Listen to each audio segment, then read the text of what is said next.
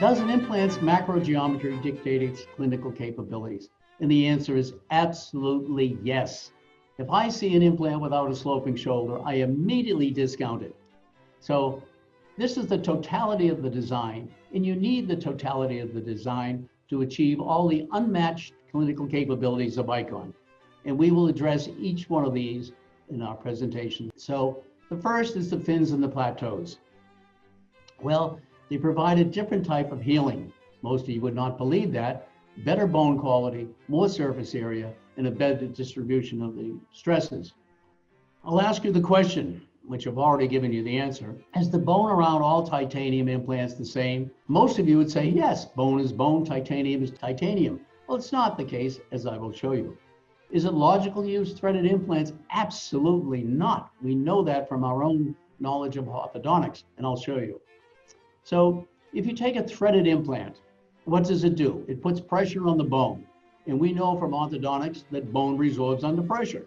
So why put pressure on the bone? It's not logical. So you immediately get an osteoclastic activity with the threaded implant, and then subsequently the bone will grow back toward the titanium implant, but it grows back as appositional bone, the bone of a microfracture. Whereas you take a plateaued, a finned implant that goes into an osteotomy of precisely the same size, you immediately get osteoblastic activity, no resorption. Driscoll knew what he was doing. And the bone grows back as cortical-like reversion bone with high mechanical properties that has been published multiple times over the past 15 years. Multiple times. The principal author of these publications is Paulo Coelho from New York University. It's all on PubMed. It's been available for 15 years and it's been ignored by the profession. Why? I don't know, because they bought into threaded implants and it's difficult to change the story. But there's no logic whatsoever to use a threaded implant, not only with the pressure on the bone, but the screw.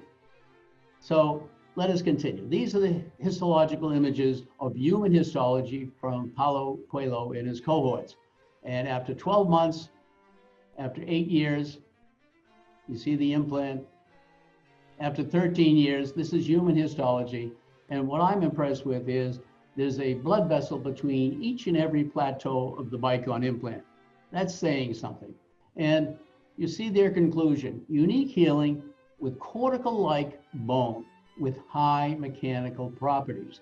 That is why a short Bicon can work where a short other implant cannot work. It's the bone. So further evidence of the histology, and they did so much histology, you can actually see a blood vessel within the bone between the plateaus.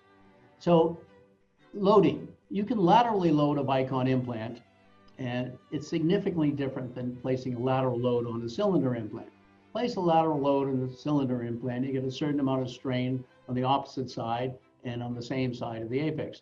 And everything depicted in blue is surgical risk but no gain. Yes, why have surgical risk but no gain? Whereas a 5mm implant, put a lateral load on it, and either the inferior or superior plateau will transfer the occlusal forces to the bone. Bicon is logical, the others just are not.